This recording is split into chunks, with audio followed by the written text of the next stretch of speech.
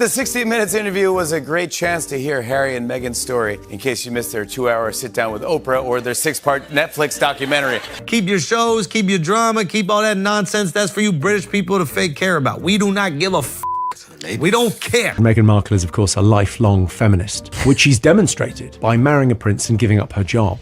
Prince Harry, whose memoir just broke the Guinness record for fastest-selling nonfiction book of all time. They're now releasing a version for kids. I don't know if you know about this. It's a twist on The Princess and the Pea. It's called The Prince. What did you make of that, Jordan, to be suddenly appearing on Meghan Markle's podcast? Well, the first thing I make of it is that her voice drips with the same falsehood that the voice of Kamala Harris drips with. Damn! It's this sanctimonious, faux compassionate, talking down to her audience and trying to be sure that we're all really on the same compassionate page here, and we're all being victimized by terrible forces that are arrayed against us, and none of that's really fair. Meghan Markle does not represent black people in the United States. I don't know if you knew that. No question she doesn't. Don't worry, I'm very familiar. Doesn't represent anybody. Of course Other not. than a very elite, hypocritical group of people. Prince Harry and Meghan, we don't give a f***. America don't give a f*** about you. Goddamn right. We don't care. Let me tell you, We don't care. Jerry. Meg does her little phony like, I'm so busy just doing so much wealthy stuff. I have the show, the podcast, I'm a duchess. So busy. What? It was so fake. I was like, oh. I'm Megan Sussex, and I'm a good person. You sure about that? And I'm meeting another good person today, the wonderful Ariana Grande. Oh my God, Megan, you're such a good person. Yes, that's why I'm going to talk to you like you're an idiot. And the penis, and it's, Jordan Peterson just did something nobody saw coming. He appeared on Piers Morgan's show and absolutely dismantled Meghan Markle in a way that left little room for argument. Ironically, Meghan had previously used Jordan Peterson's own words on her podcast to support her point about women being labeled as crazy. She believed she was reinforcing her narrative by referencing him. Raise your hand if you've ever been called crazy or hysterical. Or what about nuts, insane, out of your mind, completely irrational? I don't think that men can control crazy women. The use of these labels has been drilled into us from movies and TV, from friends and family, and even from random strangers. And the fact is, no one wants this label. She played that clip expecting it to strengthen her case, but the plan completely backfired. Jordan Peterson's response was ruthless. He accused her of being dishonest and exposed what he viewed as a carefully crafted victim narrative within moments. But that wasn't even the biggest revelation. Piers Morgan finally opened up about his personal history with Meghan before she became globally famous. The connection they shared, the drinks they enjoyed together, and how everything changed the night she met Prince Harry. If you're a royal watcher, you'll want to stay until the end. But first, you need to see how relentless the mockery became. It all started with a television show that allegedly pushed the boundaries too far. Spitting Image produced some of the most savage Meghan parodies ever aired. Then, suddenly, everything disappeared. Today, we bow our heads in memory of the fallen. More episodes have been removed from YouTube. Videos were scrubbed, content was removed, and rumors of legal pressure began circulating. This was the material many claimed certain people didn't want the public to see. I'm preparing my guests some soul food that my British husband calls a packet of crisps. Can be a tricky dish to master. The show exposed her Netflix series for what critics believed it truly was, performative lifestyle content packaged as profound inspiration. Opening a bag of crisps was presented as if it were a deeply meaningful culinary experience. Especially when a packet is being a f***ing bitch. Ah! Oh my God, you've been knocked down by the crisps. So vulnerable. I love it. I'm just down here holding space. And now, the finishing touches. A flower. She appeared to be teaching people how to breathe and attaching flowers to random objects as though it were life-changing wisdom. Spitting Image saw straight through the performance. They also portrayed the relationship dynamic, showing Harry being intimidated simply for making mistakes while filming. I can subscribe to learn how to breathe, how as a finishing touch sticking flowers on anything means you made it with love, and I share the secret to a happy marriage. Fuck's sake, H! Don't make me get the electric collar out. Sorry, love. I think my arm's gone dead. Now for the tricky part. Place in microwave. What is microwave? I don't think we have any of that. Harry? Do we have any microwave? It's a microwave, silly. Don't talk to me like that, you bitch! I'm a fucking duchess! Shake that off! Many believe this is why the content faced such backlash. The Duchess's outbursts appeared a little too close to reality for comfort. Unlike South Park, Spitting Image allegedly lacked the resources to fight back and ultimately removed the material, but the attempt to suppress it had the opposite effect. News spread rapidly across social media, and comedians began piling on. One of the first was someone who roasted the couple in front of Hollywood's elite. When Joe Coy hosted the Golden Globes, nobody was off limits. He went directly after Meghan and Harry in front of hundreds of the entertainment industry's biggest names. Turns out Prince Harry and Meghan Markle will still get paid millions of dollars for doing absolutely nothing.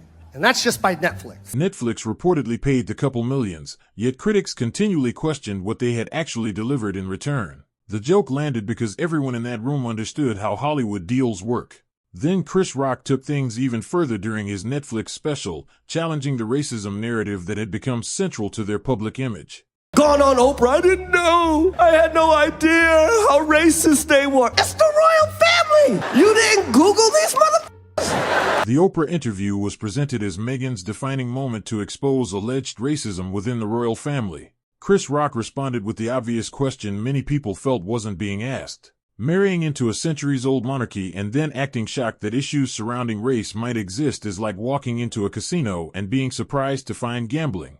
That comparison instantly undermined much of the sympathy being sought. You knew what you were signing up for, you simply didn't care until it became advantageous. What the f*** is she talking about? She didn't know. The fuck? It's the royal family. They're the original racists. Ordinary human curiosity about genetics was transformed into evidence of racism. Chris Rock criticized what he saw as the weaponization of such conversations. When even basic questions are interpreted as attacks, critics argue that victimhood is being manufactured rather than experienced. And Chris wasn't alone. Saturday Night Live turned the couple into recurring punchlines. All Britain asks in return is that we keep these too. At that point, the implication was clear. Nobody seemed particularly eager to claim them. Perhaps they should just relocate to Mars and be done with it. That's like marrying into the Budweiser family and going, they drink a lot. This motherfucker's invested in slavery like it was Shark Tank. The joke centered around the idea that Harry gave up his entire royal life for someone critics described as little more than a supporting character on a cable television series. They're so racist. They wanted to know how brown the baby's gonna be. I'm like, that's not racist. Because even black people want to know how brown the baby gonna be. Shit. SNL transformed their real-life story into the perfect sitcom premise. Once a comedy show starts treating your actual life as a ready-made punchline, the joke has already written itself. But SNL wasn't finished yet. President Trump also announced a new trade deal with the UK that will reopen British markets for American companies. All that Britain demands in return is that we keep these two. The only difference between that show and this one is that people actually watch this one. The joke targeted Meghan's acting career, suggesting it was built on a series that many viewers barely paid attention to. That was the foundation being mocked. Suits was genuinely boring.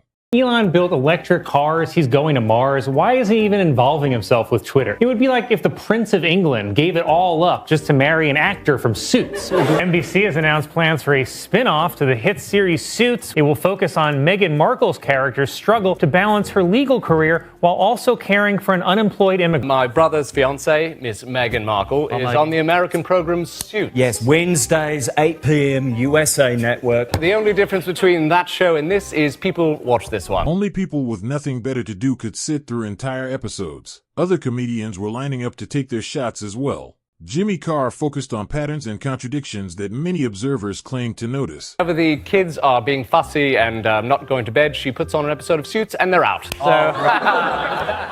what are you doing? Ow! Stop it! Stop! Some things follow you forever. No amount of charity work can completely erase certain decisions from the public memory.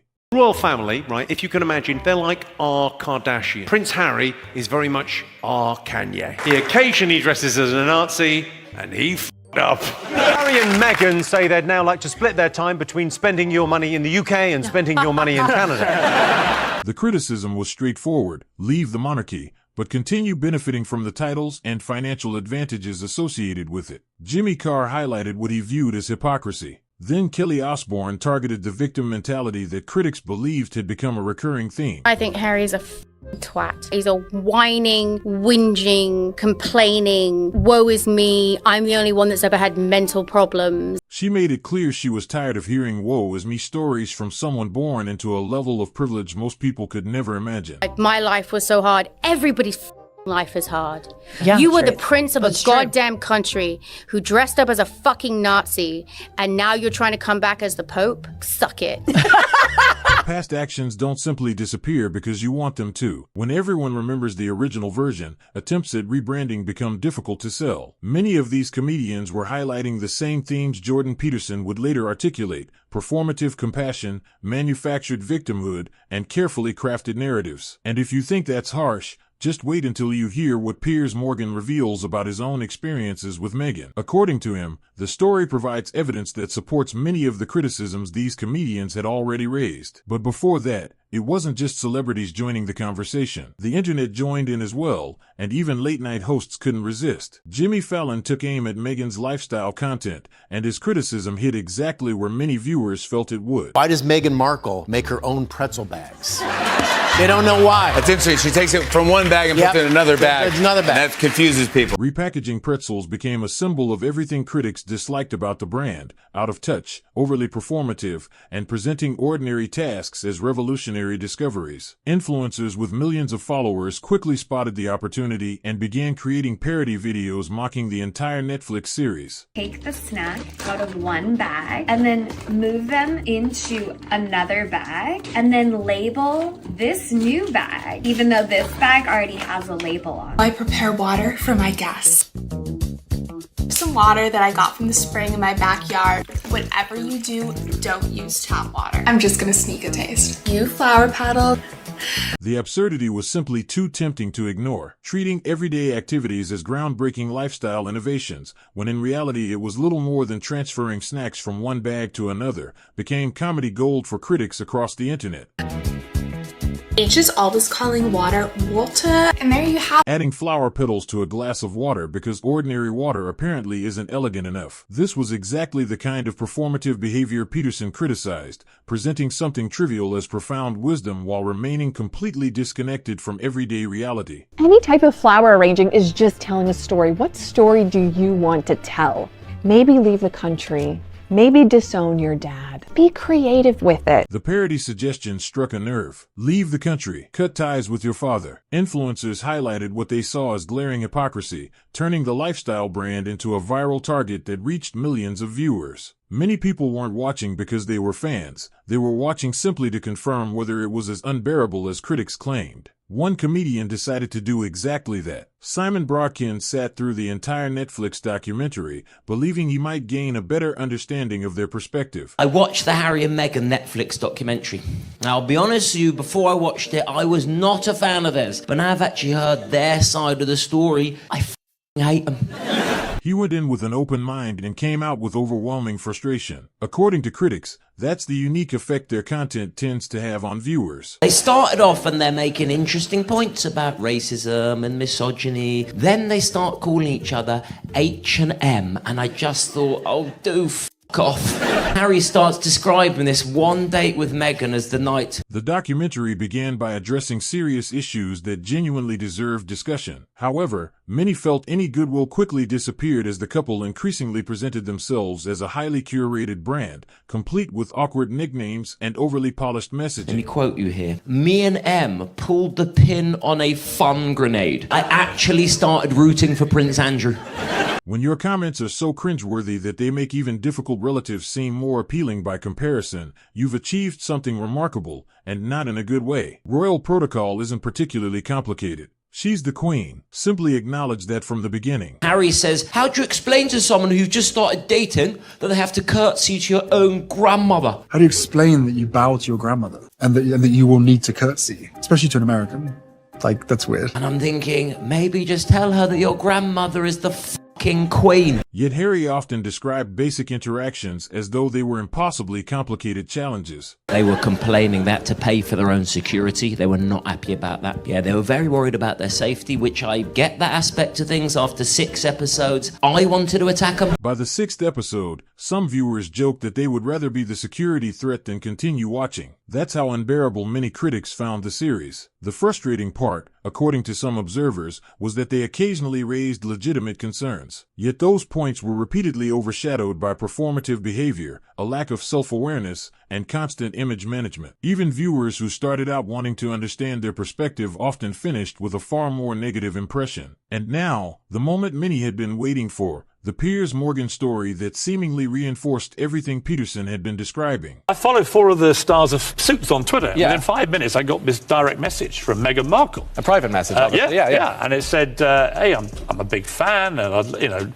so excited you're following me. And this is She said to you. Yeah, it's about 3 years ago. And according to Piers, Meghan initiated the relationship from the very beginning. She reached out directly, expressed admiration for his work, and began building a connection that appeared intentional and carefully maintained from day one. I replied, and then another guy in Suits, who plays another character, he got involved too. And we corresponded quite regularly on Twitter, publicly and privately. She began sending me early copies of Friendship Builder. The communication continued regularly, both publicly and privately. She reportedly shared early projects with him, kept conversations active, and appeared invested in maintaining the relationship. She then said, I'm coming to London to watch the tennis with Serena Williams. I know Serena well too. And she said, would you like to meet up for a drink? I said, come to my local pub. We had 2 hours in the pub. She had a couple of dirty martinis, had a couple of pints. We got on brilliant. When she visited London, she specifically arranged to meet him in person. The two reportedly spent hours together in a pub, sharing drinks and conversation, building what seemed to be a genuine friendship. And then I put her in a cab,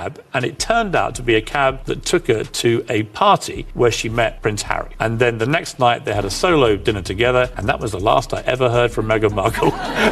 Piers says he put her in a cab that evening. She then attended a party, met Prince Harry, and reportedly had dinner with him the following night. According to Piers, that was the last time he ever heard from her. The communication stopped entirely. From his perspective, the friendship disappeared the moment a more significant opportunity presented itself. She ghosted me, Ryan. Meghan Markle ghosted me. I just think she's a slight social climber, I'm afraid. And when I see the way, look, at her wedding, there was only one member of her family there. The rest couldn't be risked. Piers later described her as a social climber and argued that his experience supported that conclusion. He also pointed to the strained relationship with her father, claiming that people who no longer fit the image being projected were gradually pushed aside. To critics, this reflected exactly what Jordan Peterson had been describing all along, a pattern of presenting compassion publicly while simultaneously embracing a victim narrative whenever it proved beneficial. Many of the critics highlighted throughout this discussion arrived at similar conclusions. Spitting Image faced controversy for its portrayals. Chris Rock challenged the racism narrative. Influencers mocked what they viewed as artificial lifestyle content. Simon Brodkin attempted to remain objective and came away highly critical. And Piers Morgan shared his own first-hand experience. Their argument is straightforward. Relationships appear valuable until they no longer serve a purpose. Victimhood is emphasized when advantageous, and people are discarded when better opportunities emerge. Piers claims he witnessed it personally. Family members, critics argue, experienced the same treatment. And the public continues to debate the pattern today. After everything Jordan Peterson said and everything Piers Morgan claims to have experienced, one question remains. Can Meghan Markle successfully rebuild her public image, or has the damage become too significant to overcome?